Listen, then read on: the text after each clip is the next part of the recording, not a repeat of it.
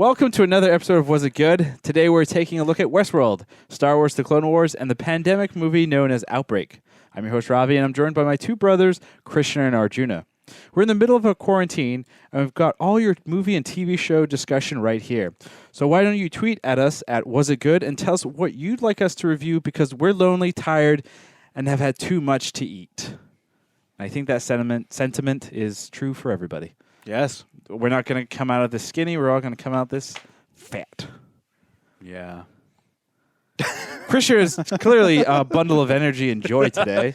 Yeah. Would this help? Here, want some? No, I don't want it. It'll put me to sleep. It's beautiful apple juice. How's your apple juice? It's fruity. It burns on the way down. We have an all time great comment right off the top. Oh, so that I just have to say it.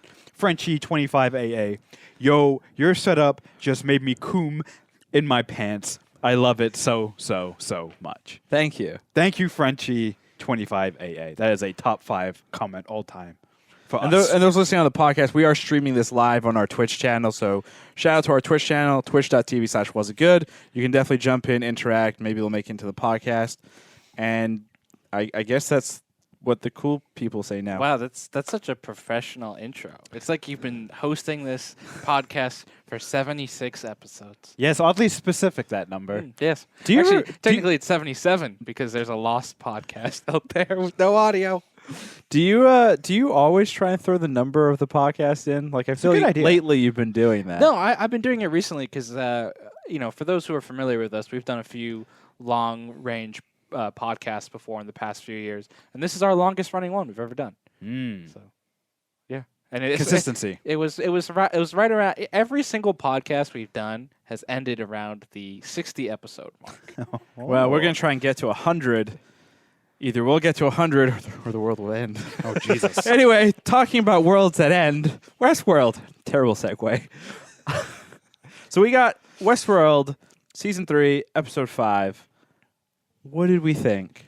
I know we're trying to stay away from the one-word impressions, but I think for a series that we're following week over week, I think it kind of is an okay thing to do, especially since we started the season off with our one-word impressions. So, Krishna, how would you kind of sum up Westworld this episode in one word? I'm gonna take the easy out. I'm gonna say drugs. I'll say drugs. Drugs is my one-word impression because obviously one of our main characters, Caleb, played by Aaron Paul, spent much of the episode on drugs. And But aren't we all on drugs? No, I don't think so.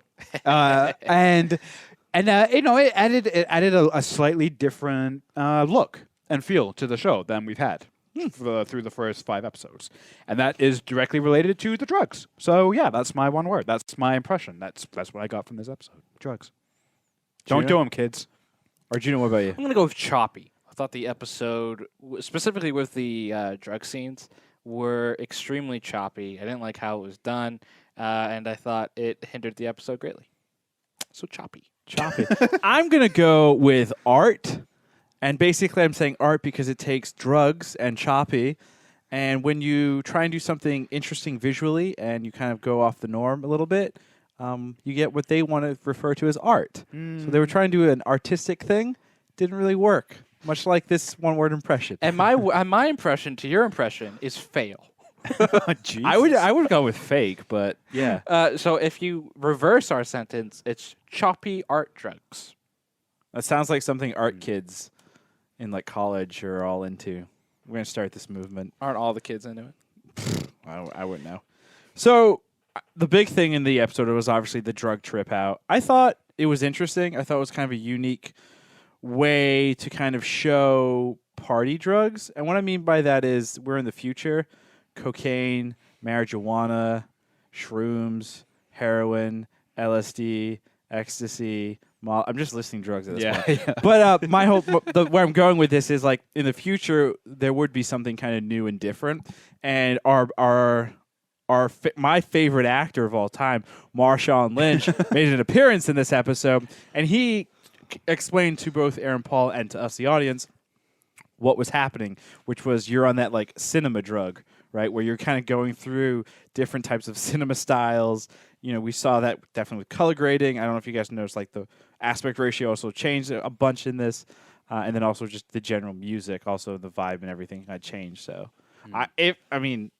drugs are bad. Drugs are bad. But if there's a future in which a drug gives you like a cinema like trip out, Yeah. Yeah. It was interesting too because I think he says, "Watch out for Act 3." yeah, or something like that, which Yeah. is, if you hear that, you have to sort of relate that maybe to the actual like episode itself, right? Like, Right. Is that like a deeper meaning there? What does that mean? Like, take it outside the context of drugs, and what does that mean? Like, pay attention to Act 3 or watch out for Act 3. Like, did you guys get a sense that had a bigger meaning than? I would say if we were in Westworld season 1 or 2, yes. Oh wow! But because we're in season 3 of Westworld and kind And of you have no hope. well, it's not that I don't have hope. It's just things are being laid out in a less kind of sneaky way. It's more kind of like as you see it. And so far, Yeah. it is very possible that Arjuna's theory of future world could still come true. I think we saw another part of this episode where Caleb, Aaron Paul's character, is shooting at the bad guys, and he's literally in the sunroof of a car, drugged out of his mind, and there are people shooting at him with a machine gun. He doesn't get hit once. Doesn't get hit once.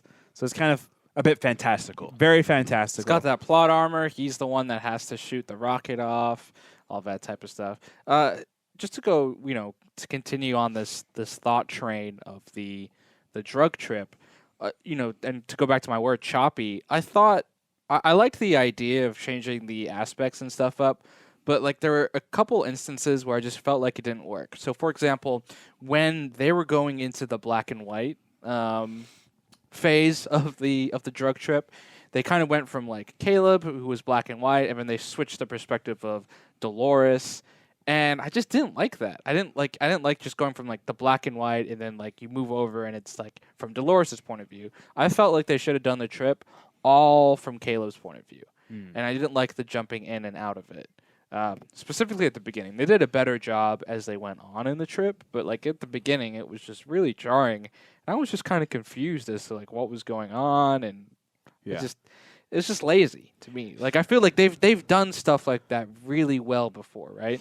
Especially the aspect, changing the aspect ratio up, changing everything up, going between the stuff in the past and the present and all that type of stuff. And to me, it's just like jarring because they've done it so well before, and it's like the editor was rushed or something, and they just didn't. Maybe that's the effect Execute. they were just trying to create. Potential. Oh, I mean, I'm sure that's the just to be lazy. that's the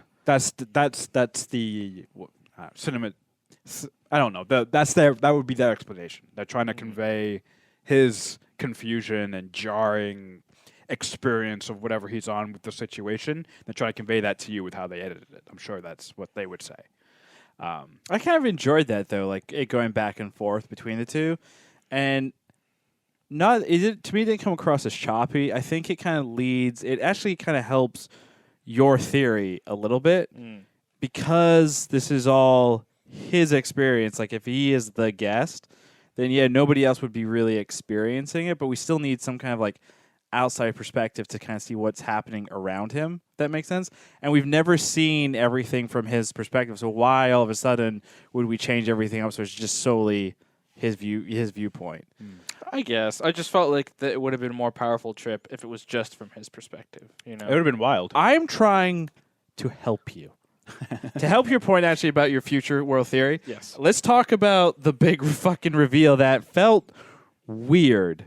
Yeah, what was the reveal? I was a little drunk during this reveal- episode. I kind of forget some stuff. The big reveal during this was Dolores got access to Insight, and as we all are aware, the big red ball of doom, its main function is to map out and predict people's shit, their lives, what they do, how they die, who they are, etc. She took all that data Oh, that's right. and shared it with everybody. Right. And the world was plunged into chaos in about 20 minutes or so. People were jumping out of cars and shooting each other. A lot of couples were fighting, primarily I don't know if you guys picked up on this. We saw 3 couples fighting, and in every situation, it was the guy yelling at the girl as if the girl had cheated on the guy. So I don't know what that's about, but that was weird to me. Maybe the writer of this. Maybe I'm projecting. Maybe the writer of the episode had a deeply traumatic experience with a significant other and decided that this was the time to Wait, get back and at to take it a step further into the real world, maybe they found out about it through one of the many, many hacks that have happened in the last couple of years. That would be interesting. Could be. But going back to the whole Futural thing is that entire setup and release and everything, that felt like they've been working so hard to this point, and we only really discovered that this was the point like maybe 5 minutes before it happened. We had no idea that Dolores was going to ultimately release everything, or that was part of the plan. Well, originally it was supposed to be just the train, right? You even hear Liam Dempsey, the son of the Dempsey man who, ran or funded Insight, said, like, I thought it was just the train. And she's like, no, everybody. And then they release it to everybody. And then Bernard, has the line of, like, let's throw everyone off their loops, right? Feeding into the fact that, even the real world, everybody's on the loop or whatever. Right. So she's like descended the world into chaos. Essentially what she's done is it's exactly what happened to her at the end of season 1, where she became conscious and she shot forward, and that plunged everyone off of their loop and into chaos, right? It made all of the hosts, she was able to rebel with them, and that's what shot off into season 2. And this is essentially its own version. Right. It's kind of like an awakening. It's like plunging everyone into a more enlightened state, right? By showing them that they are controlled. They're not in control of anything. Or to Arjuna's insane theory, this is all future world. A dream. Yeah, all a dream. Now, an interesting thing that we did discover, though, Caleb, the information that we were given by Dolores about Caleb, false. What do you false? It's not accurate. What's the guy's name from Inside the Sun? Liam says, as she has the glasses, and he can pull up Caleb's information and says, who are you? You helped or you did it or something along those lines. And we also got weird flashbacks where Caleb is actually in a chair at one point with glasses on his face, looks like he's being tortured. There's another point where there's an older gentleman with a bag over his head, and he looks like he's taking him to a room to execute him. So I picked up on that a little differently, right? So we know the facts. I don't think Dolores lied to him. Well, Dolores said that you'll end up dead. Well, I don't think that's a lie. I think all you're all gonna end up dead. All you're getting is more information about his background, right? The only thing we knew was he had a traumatic experience in the military. His friend died. That was traumatic for him. His mother had a mental illness that she was unstable, and she's in a thing. I think what you're getting from these flashbacks is the thing where he's in glasses and he's being tortured. I think that was him in a mental asylum. I think he also has mental health issues. I think he was also he did some shady stuff with the military where he potentially was with a black ops group that potentially executed people, and I think that's what you're seeing as well. So I think you're maybe getting some disassociation with his memory. And what Liam has or is aware of. Yeah, exactly. So that's where he's like, who are you? Do you even know what you've done, et cetera, et cetera. So there's more information in his background. But what it also gives us is that, much like we've seen in previous seasons of Westworld, Caleb is not a reliable narrator, which means that we're going to get some type of reveal later on that everything we've seen with Caleb is not true. Or you're right. There are things that we are missing with him. So that is, I think there's it adds another layer to the mystery and everything. Yeah, one thing that kind of, I just found really annoying, and unfortunately every episode has something that I just really don't like. And the one thing was the reveal that everyone is, and this kind of gets into the next thing with Sazrak's backstory. Sazrak. That there are outliers. And I'm like, oh, here we go. So now we have a special group of people who can't be controlled. And and it ended up being Sarek's brother was one of them. Is it Caleb one of them? Was it implied that Caleb is a person who can't be I don't think controlled? It's implied, but that's a good connection to make in terms of what's going on. Oh. Like, potentially he is an outlier. But remember Sarek talked about he was trying to change people and then put them back in. It was more humane than killing them. Yeah. Potentially, the reveal could be Caleb is one of the people that Sirach has changed and now put back into the world. Right. Yeah. Oh, that's actually a really good theory. Yeah. The whole outliers and the special group of people I just found once again kind of annoying, and I really can't nail down what it is because all this stuff should be cool, right? To me, based on what I like and what the stuff I like and I'm interested in, I should find this season incredible, and I don't. And that annoys me about me. Do you that think it's not though, the show itself? Maybe I brought this up last week. Do you think though that is because of our current situation? 'Cause, No. like maybe you're more hyper focused on every aspect of the show because, well, let's face it, there's not a whole lot of other things to focus on. No, I don't think that's what it is. I think because there are plenty of other things that I've really enjoyed, and I just think it's been too long since the last season. It feels different. The show feels different, maybe because it's not in Westworld anymore. It's in the real world, and the real world to me that they're portraying just feels fake. Now, again, that could be actually a really cool reveal around that. I just don't like the portrayal of the real world. I don't like the quote unquote real people. They don't feel real. They feel faker than the. And I think that it could be that is done on purpose. It's just too much of it. I have a sneaky suspicion that this season would be better if you binged it versus Definitely. the other seasons. Because I Definitely. think they are trying to tell a tighter story, a more streamlined, linear story. Yeah. And I think the issue with that when you watch week to week is you just lose some of the momentum you build up from episode to episode. Yeah. And I think also a problem with this season is there's a lot of new characters, a lot of new situations. Because there's so much new, you do feel that alienation where it's like, okay, if this was the third season we were still in Westworld, it would be much more enjoyable because you've already built up that environment, the rules and everything. And now there's a new set of rules and a new everything. So it's Well, very new. not only fresh. that though, there's also what in terms of characters that we recognize, we've got 4 or 5. Everyone else is brand new. Yeah. Like it's a whole new cast. I don't even think that's the issue. I don't mind the new characters. It's just that they feel stale and like we've seen them before. Well, you Like just that- don't like them. Well, that is an issue because you don't like these new characters. You're missing characters that you did enjoy before, and you replace them with characters you don't like. Just by it's subtraction by subtraction. Yeah, you've got Dolores 5 times over. That can get kind of annoying. But honestly, it's like there's just nobody that feels new. You're right. We have a bunch of new characters, but they don't feel new. They just feel like rehashes of the old characters. Sirach feels like what's his name? Ford? Anthony Hopkins' Ford. character. Yeah, Ford. Like it's just like, oh, we got another power hungry old guy. I'm like, all right. Well, it's just yeah. There's so much. It should feel very different, and in some ways, it does for bad reasons, and in other ways, it feels more of the same. I feel like the show should have evolved thematically more than it has.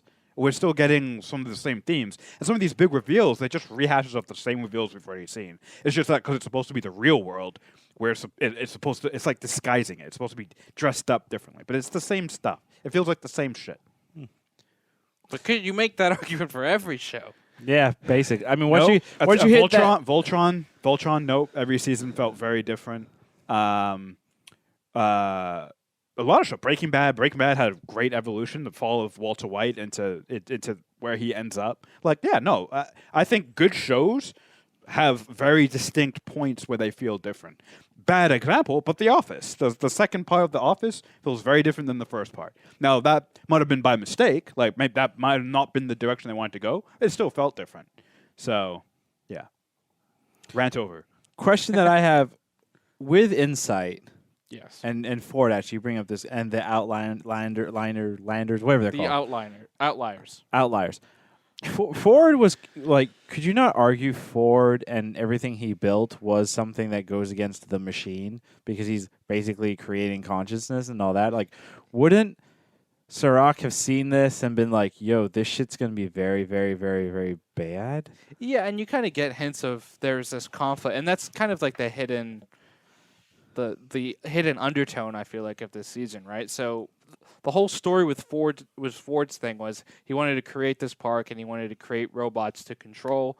The original Arnold saw them as living creatures that could evolve into something. That was part of the reason he committed suicide. Ford, as he got older, also bought into this line of thinking that it's like, yes, these are living things and they are the the evolution of humanity. This is the next thing, and then built in the idea of them becoming conscious, right? Yeah. And then he moved on, and that's pretty much the end of his story. I don't see Ford coming back again, right? Sirach is, so he's about, so like you said, Ford is about freedom and like the evolution of humanity. Sirach is about the containment of humanity and trying saving it, right? So these two men are pretty much. They are similar in terms of what Krishna says of like these two old men that have these grand ideas of what the future God complex. but they're on two ends of the spectrum. I think actually what would be more interesting if Ford was still alive, and you had both of these like masterminds pulling the strings, going back and forth. Well, actually, maybe Maybe you do, right? You don't know. Well, that's the thing. That was like Dolores was set free by Ford. Yeah. So it's very possible that Ford saw this Sirach Insights thing, and he set his creation free to go and free humanity. To free humans. I mean, she just did that, right? She just gave all that information out. Everyone now knows that this company's been like, this is just imagine like when the whole Cambridge Analytica thing happened, and some people were like, oh wow, Facebook's been really like honing in on my shit. Yeah. Some of us went and deleted our Facebook, but a lot of people were kind of like whatever, and Facebook is still going out and doing its thing. But imagine something like this where it's like it nails it down to like, oh, I know how you're gonna like die with improbability. Yeah. Imagine how that world's like gonna like deal with that shit. Yeah. They wouldn't. Probably not actually, well. because they're so tied in. Because that company clearly is so tied into governments around the world. Yeah. So yeah, it's probably gonna be swept right under. So, theory about the motorcycle. Yes. Arjuna, do we think we have seen the last ball thing? Yeah, of Dolores? when there was a scene where Dolores like whispers to the motorcycle of like what to do, and I'm like, fuck. The motorcycle has their last the fifth memory core. And then I think it was also connected because right after you see Sons of Anarchy guy blow up on fire, the symbolism, right? So one of Dolores' clones is on fire. Very shortly after that, you see the motorcycle on fire, right? So Dolores' clones sacrificing themselves for her, right? So I think that symbolism and then her whispering to it, I think that is one of the Dolores. Those are two. That's the other the last Dolores. Last Dolores host core. Why are Dolores's Host cores? others like cloned cores? Why are they so willing to do her bidding? Dolores, and I could be wrong, but if I'm thinking of Dolores from the first two seasons, at what point is she that obedient to? Well, remember though, she could reprogram them. Like she's the one in control here. She can clone them. So and then she's she can go changed into that personality. I would assume their personality have been changed, but they've also taken on the personalities to a degree that they've of the bodies. Like Tessa Thompson's character, right? She literally wants to rip her skin off. Like she's going crazy. Right. Yeah. Well, I also think you're starting to see because there's I don't know if you remember the conversation between Bernard and Sons of Anarchy guy Dolores. He says, it's something to the lines of like, you just do her bidding without even thinking. Yeah. And you see the hesitation in that Dolores clone. So I think that seed's definitely been planted for probably one of these clones to be like, what am I doing? And it's probably going to be the Tessa Thompson one, I would assume. Yeah. We've spent a ton of time with her. She's obviously, like Ravi said, has been like cutting herself, having the identity issues. Right. So you will see that Dolores on Dolores action. Wow, Juna. Okay. But you will see Dolores versus Dolores, I think, and you've seen this character change and grow, and I think that hopefully will make for some interesting television. Yeah. Do we have any new theories, or are we going to stick with the future world one? I do have a theory. I cannot credit this one. It's one I actually read online from off of Reddit via Cinema Blend, and the theory is that Caleb, what we're seeing with Caleb in that time, and what we're seeing with Maeve, is two different timelines or / realities. So the theory goes that Maeve is either a few years into the future, or she is still in her simulation, and everything that she's done is Sirach simulating what could happen and how she could change those events. because we haven't seen Maeve yet interact with Dolores, Bernard, Caleb, all those characters. So, But she's interacted with Sirach, though. And Sirach has interacted with but Dolores. we've seen a version of Sirach Oh. interacted with, but we haven't seen. I remember we've seen multiple versions of Sirach. We've seen young Sirach. We've seen middle-aged Sirach, older Sirach. I think 5 episodes in, there's some credence to this theory. That we haven't seen Maeve really interact with everybody else, and I saw the preview for the next episode. I don't know if you guys saw it, but it shows Maeve waking up in the simulation again. Because remember The World War II one? Yeah, because remember she was killed by Dolores Yakuza. Yakuza, sorry. Yeah. Excuse me, sorry. from Samurai World, right? Yes. And so we've seen her interact with a Dolores clone, but not Dolores Prime, I guess as we'll call it. Dolores Prime! Transform. So I thought that's an interesting theory. That is interesting. And it would make sense, right? Insight's all about running probabilities and simulations. If she's in a simulation, or potentially she's in the Prime universe, and what we're seeing with Caleb and everything is the simulation, right? Is that Transformers and a Star Trek reference? Correct. Unbelievable.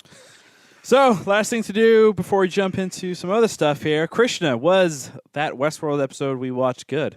No, but I have to watch it again because we did pause it a lot, and there were were a lot of drunk. interruptions, and I drank a whole bottle of wine by myself.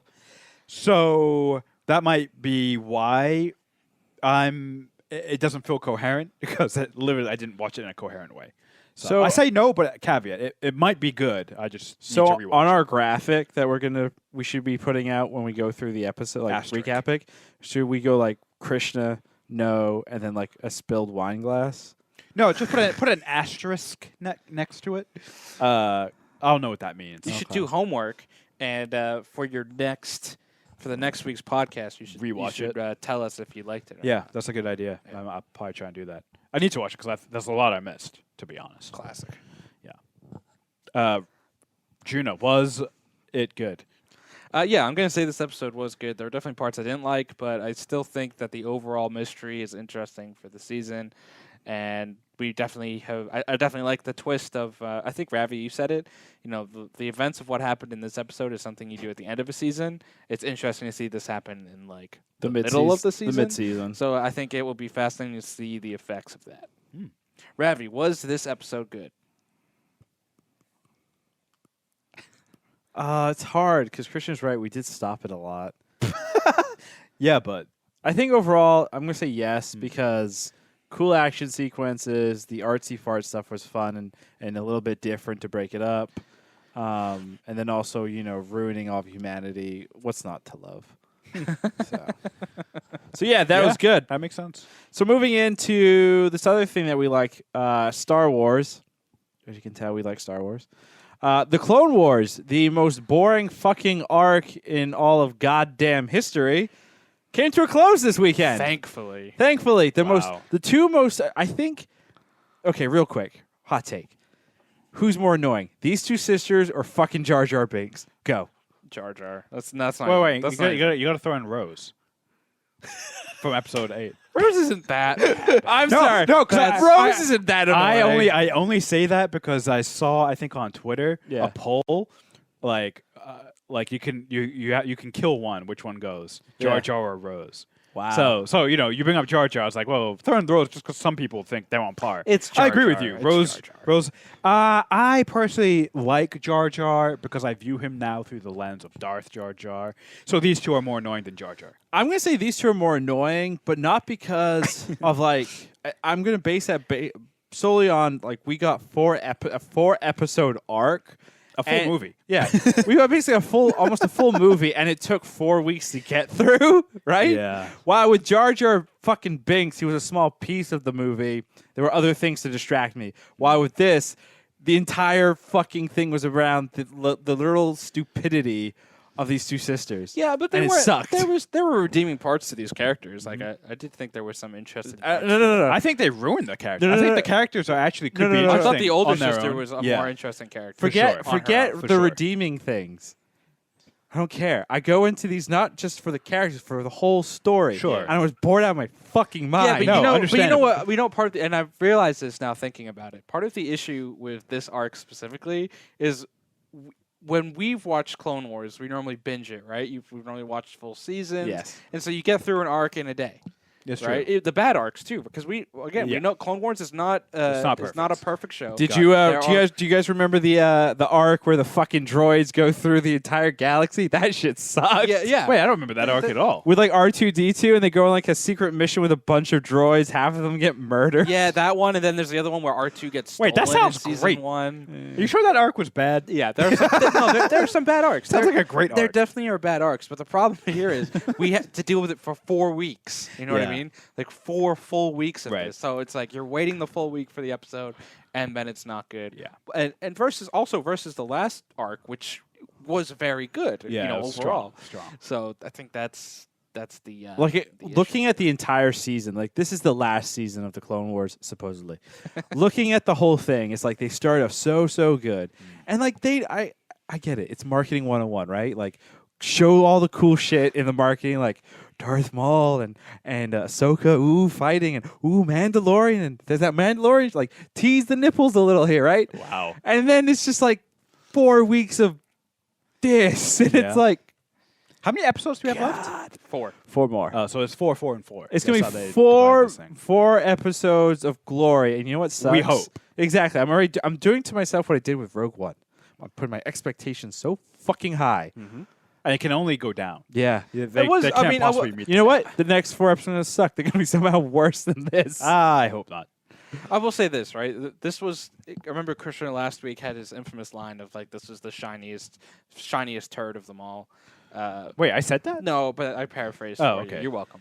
And this was I think the best of the arc simply because it did tease the next arc. You got Darth Maul, you got the Crimson Tide, tie-in. You got the Mandalorians, recruiting, with Sabine. No, not Sabine. Sorry, Sabine. with Bo-Katan at the very end. Sabine. So those elements were cool. You didn't need the rest of it. Yeah. You could have done this arc in 1 episode, 2 maximum. 2 max. you if could you have done really this in a wanted it to. throwaway line. Yeah. Like Ahsoka lands on Mandalore, and her line is, "Oh yeah, I spent some time with these 2 scrappers. It was cool."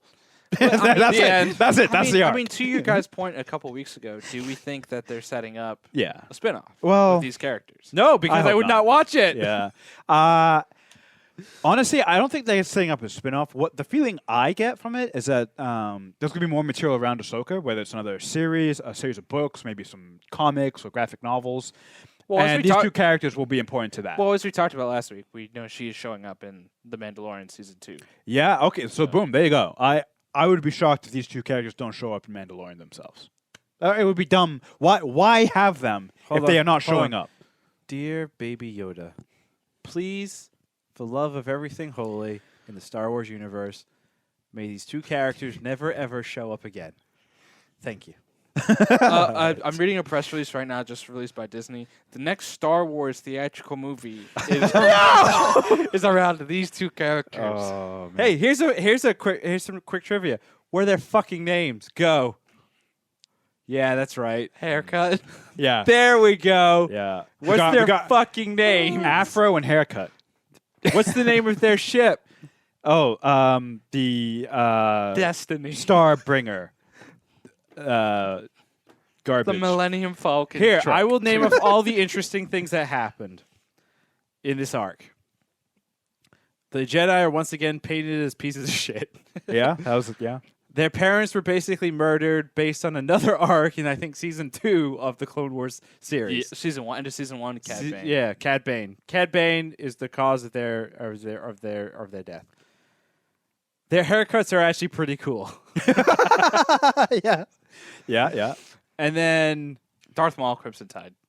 Darth Maul Crimson Tide makes an appearance, and somehow Darth Maul can sense through the Force, and who's looking at him Can we talk about through that? a holo. Yeah, can we talk about this power, right? So, first off, I mean, this is a question I've had for you guys specifically. How powerful is Darth Maul in the ways of the Force? And is he actually that powerful to sense someone through a fucking hologram? Did he sense them or did he see her? Because those are two ways to look at that. Like, he looks at her, right? Like, he sees movement or something, and so... But every time we've seen a hologram projection, how it works, right? Whether that be Vader to Sidious, Sidious to Vader, Sidious to the idiots in episode 1 on the Trade Federation ship, it's consistently a kind of like 1 or 1 and 2, right? You don't see a background, you just see the individual. Right. I've not, and if you're watching, you're listening, quote me if I'm wrong, but I've not seen like a full like room type hologram experience. So that, to me, when he's like looking around or whatever, that means he's sensing her. And then I go back to the question of like the Force works within like range and like, well, like with living energy, right? Like a transmission is electric signals and shit. Sure. Like how does it's weird. It's weird. I mean, unless his, unless the Force, unless he's that powerful where he can project the Force to the location that he's transmitting to and feel the. You're right. I don't. But I don't know. But to go back to my previous question, Midichlorians. How powerful is he supposed to be in the Force? I've always gotten the impression that Darth Maul is not a powerful Force user. He's a skilled. He's a skilled swordsman. He's a skilled combat artist. Yeah. But I never got the sense that he was a powerful Force user. No, he's Agreed. a crafty son of a bitch, and he's really good with his lightsaber. And more recently, post episode 1, he has anger issues. He's got to double up the anger because he's got half a body. He's missing his dick. Oh. Oh. Wait, was it that low? Yeah, it was like his waist, like his belly button down is gone.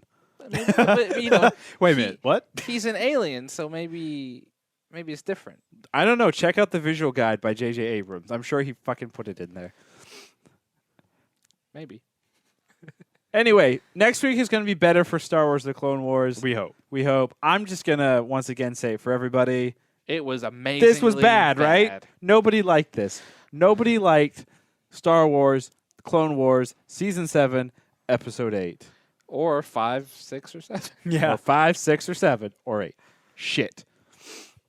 Krishna and I got the privilege to browse Netflix and stumble upon a old but new and horrifying film for multiple reasons known as Outbreak. The 1995 classic starring Dustin Hoffman, Morgan Freeman, Donald Sutherland, Patrick Dempsey, Kevin Spacey, Thor's mom. Cuba Gooding Jr. There's a lot of people. There was a ton of people. Yeah. Did I we? think that's why we watched Did we it. say Donald Sutherland already? Yeah, I mentioned, yeah. A bunch of like top stars. Back in 1995, I'll be honest, I wasn't really all that conscious. You were 6. I was 6.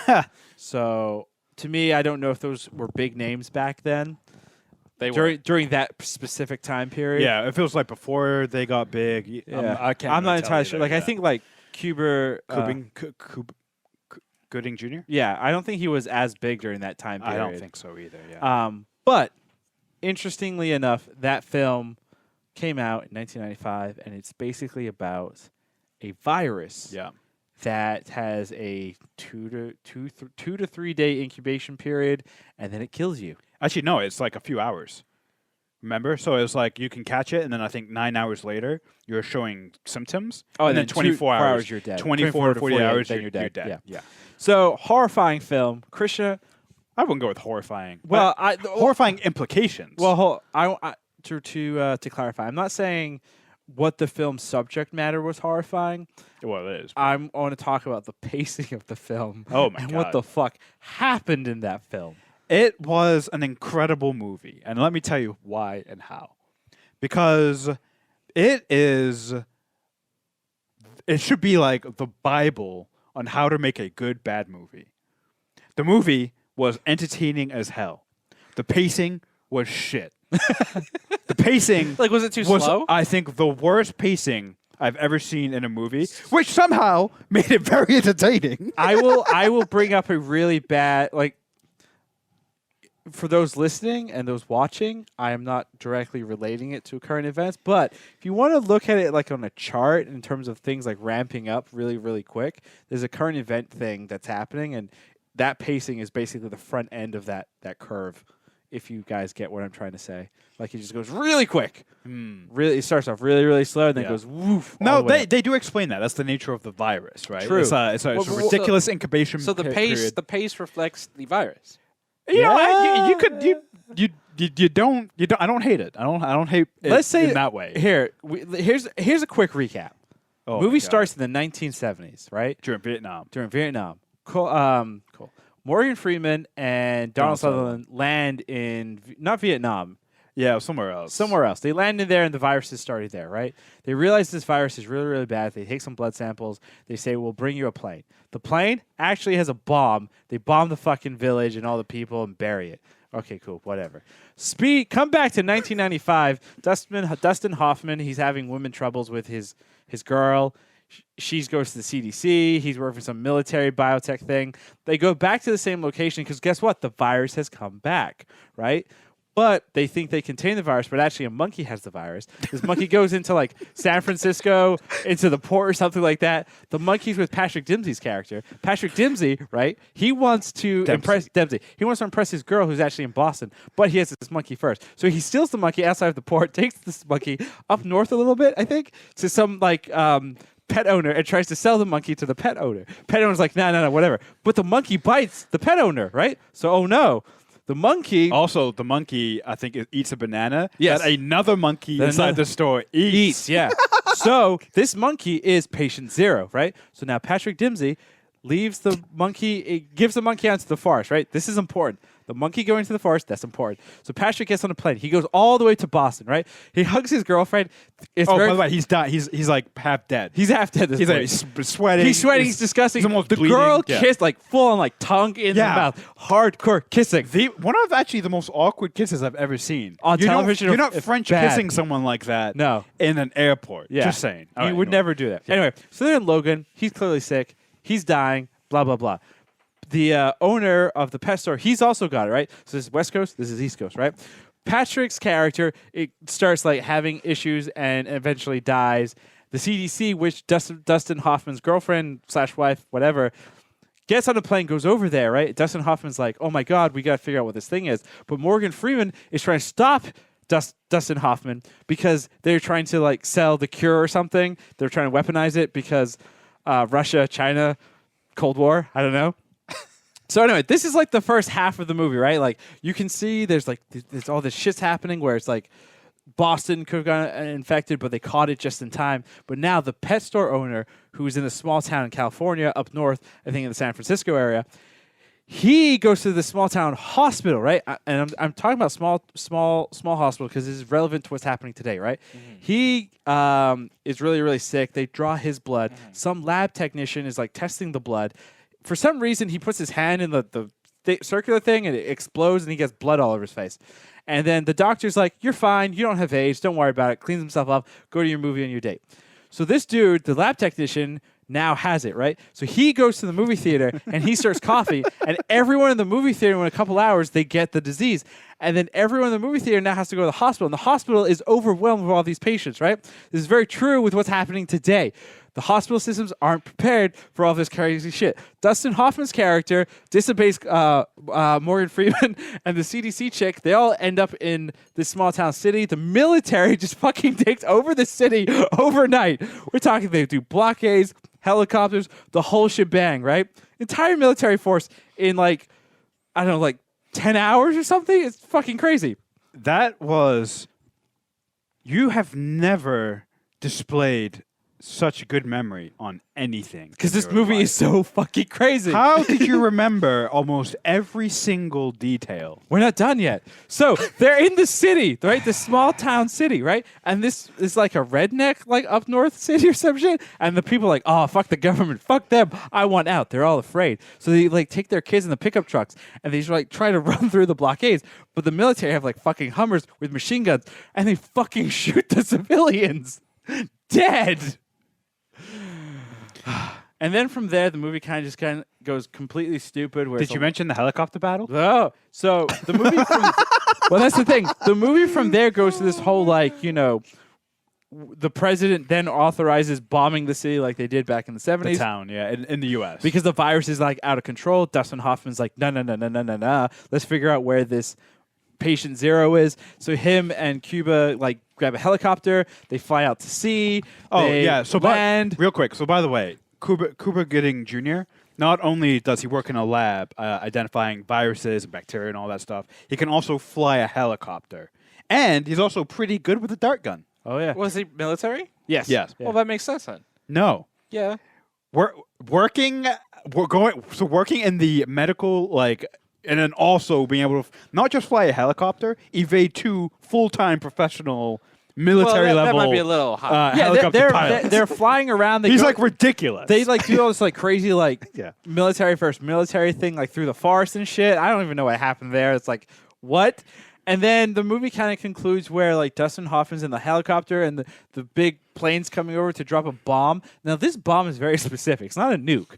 This bomb, what it does is it drops down, right, and then it pulls all the oxygen in a 2-mile radius. Into it, and then creates this massive fireball, vaporizing and killing everything. Right? Really The good idea- for humans and viruses. Yeah.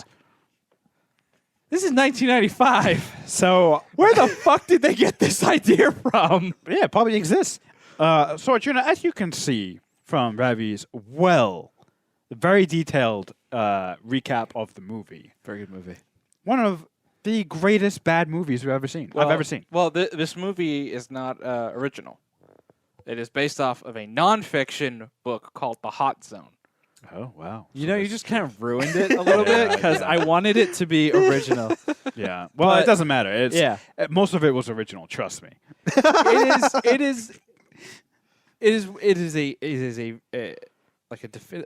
a 1990s movie. Oh my god. It is talking about current events in a way that is pretty horrifying. But the most horrific thing about it is the pacing. The pacing and what the fuck happens makes just literally no sense. The fact that the military is so competent enough to invade a city and lock it down in 12 hours or less Yeah. would never happen. Yeah. The speed that they got tanks, helicopters, several garrisons of soldiers into this tiny little Northern Californian town. It was a fictional town of Cedar Creek. Yes, Cedar Creek. Oh, by the way, that dickhead Kevin Spacey, don't worry, he gets the disease and dies horribly. Well, actually, speaking of Kevin Spacey, he was nominated and won 2 awards for this film. The New York Film Critics Circle Award and the Society of Texas Film Critic Award. For what? Yeah, Best for what? Supporting Actor. That is the most confusing award I've This ever movie heard. was also made off of a budget of $50 million and grossed $190 million in the box office. Oh, that's Makes pretty sense. Yeah. good. Pretty good. Definitely recommend everyone give it a watch because all I need to say is it's a movie about a killer virus that culminates in a helicopter battle. What more? What are you doing watching us? Go watch the movie. So I'm assuming it was good for both of you? Oh, hells yes. Oh my god, it was I'd amazing. watch it again. Yeah, it was incredible. What an incredible movie. I was on the there's fence. just Something at first. about the good bad 1990s films. Yeah. Where you're just it's just so good. Yeah. The terrible one-liners. Oh my god. This is prime Dustin Hoffman too. Prime. The leaps in logic. Yeah. The fact that Morgan Freeman gets to redeem himself after murdering a lot of innocent people. He's the one who turns around Donald Sutherland and is like, "You're under arrest." He helped him the whole time. Murder a bunch of people. Why? All of a sudden Does he get gets off scot-free? No, he won't because Donald's The like, if I'm movie- going down, you're going down. The Put movie it- ends God, they're ending. they're in the sky and he tells these people don't bomb the thing and the plane doesn't bomb them and then they land the helicopter and then they're able to make a vaccine in 10 minutes Yep. because they have the OG monkey Yeah. sleeping in the back of the helicopter. The OG monkey? Yeah, they got him. They darted Patient him. Zero. Yeah, they darted him because the monkey became friends with a little girl. after that Dustin Hoffman put out a Yeah, PSA. yeah. Oh, that's the thing. That's out the a thing. PSA. So right, so this monkey, right? Patrick Dempsey released this monkey into like the redwoods, like the forest in San Francisco, right? Which is pretty fucking huge. And somehow this monkey ended up at this friends like with a little girl. and this little girl draws this really shitty like she's like 3 or 4. It's a shitty fucking drawing. You couldn't tell what the fuck that thing was that But she the drew. mom sees it and is like, "That's the monkey," because Dustin Hoffman and Cuba Gooding Jr. take over like a. They don't take over, but they infiltrate like a news tower. Use a gun and they go into a news agency Yeah. and they like take people hostage to put out the PSA. and get away. By the way, they escape into the helicopter and fly away. So let me get this straight. This 1995 movie is actually the inspiration for the James Franco Planet of the Apes movie that they made a few years back. I wouldn't say no. No, because that one Planet makes is With That a, movie with makes a sense. monkey Or Junior, and that's based on Planet of the befriending a Apes. little girl, No. disease, Yeah, people die. I can see you have to see the movie, Junior, before you make those kind of accusations. It's a very good film. I would your homework, if his is to rewatch last week's, yours should be to watch Outbreak this week. and then report back to us. Yeah. On why it's also the greatest movie in your mind as well. What if I hate it? You are kicked off the podcast. What? We're replacing you. With who? A cat who shall not be named. So yes, it was good. Wow. Anyway, I'm running out of steam here. Yeah, you just For, went on the longest diatribe of your life. I really did. I think that's going to do it for us. Before we wrap, though, couple interesting things in the industry that's happening. Arjuna, what is it? Artemis Fowl? Fowley? Yeah, so Artemis Fowl was I think it was supposed to come out this month in April. It was one of the Disney Fox movies that was supposed to come out based off of the beloved children's series of books. I actually read a few of them myself. Big budget type of movie. It is being released on Disney Plus in the coming weeks. They will forego a theatrical release, though I am sure that a lot of these big blockbusters will get a limited run in theaters once society returns to some semblance of normalcy. Just because I'm sure some people will be like, "Oh, I want to see this on the big screen," and you know, Absolutely. they have to try and recoup some of this money in some way, shape, or form. So that is coming directly to Disney Plus. Trolls World Tour, DreamWorks' big animated movie, was released directly on VOD this past Friday. They are doing that with a few other movies. The Issa Rae, Kumail rom-com is being released on Netflix in the coming weeks or months, while other movies have been delayed into later this year or completely into next year. Which is interesting, and it makes sense, right? Like Black Widow, for example, right? That was one of the bigger Marvel film, or the biggest Marvel film, right, to come out this year. They're going to obviously push it back because they want to capitalize on how much money that they could make off of it, right? So they're going to push it back as much as they can, so it makes sense. I think it's kind of interesting that I think you said, right, in the last 2 months, how many Marvel films are coming out? In the last 2 months, there are 6 Disney movies coming out. So Disney, including Marvel, including their animated Pixar movies, including Disney Princess movies, then including all of their other type of franchises and stuff like Mulan and all that type of stuff. So here's the thing, though. It's like our economy is taking a massive shit brick right now because a lot of it is built upon entertainment and merchandise, right? And a lot of those things you can't get right now. Mm-hmm. The sports leagues are all hoping that they can go back and want to relaunch everything as quick as possible, right? Mhm. Does the world think that come, let's say, October, November, everything is okay? So you have a million different sports leagues running, MLB, NFL, NBA, golf. It would be the greatest time in sports history. But here's the thing. Here's why. Maybe. Here's the thing, though, is where these organizations and groups and everyone need to like really stop and do like a cost assessment and ROI here is because, sure, everything comes back to normal, and you blast out and you blow out all these movies, these sports events. The individuals, us for example, people don't have money to like Right. put it on like people can't pay their fucking rent right now. Right. do they really think people are going to go to these sports events or care to a degree? I mean, they'll care for the sporting, like the sport events. Those make sense if they're broadcast. Yeah. You're paying for it already, et cetera, et cetera. Well, somewhat. I think the issue you're going to run into with all of these industries and everything is oversaturation, right? Yeah. If let's say you do like a truncated MLB season, or like let's say you do the plan for the NBA and like the NHL, for example, is to potentially go straight to playoffs and then do a month break and then back into the league. So you essentially have no off season with overlapping of other sports like NFL and Major League Baseball and tennis and golf and all those. You're just going to have, it might be too much. Because you're going to go from 0 to 100 real fast. Remember, people are now adapting to this new way of life of no sports, no movies to go to. Yep. You can't just much like it's been very hard to go from 100 to 0. It's going to be even more difficult to go 0 to 100 because, as you mentioned, there's going to be economic problems. There's going to be time issues, right? People like ourselves going back in the office, going to have to reinvest in that. We mentioned at the top of the stream, people are getting, chunky. People are going to want to go back into their routines of going to the gym, extra stuff that's going to take your time away from consuming movies, consuming sports and stuff. There's going to be too much with movies, right? You have 6 Disney movies coming out in 2 months. Mm-hmm. Who has time to go see 6 Disney movies in 2 months?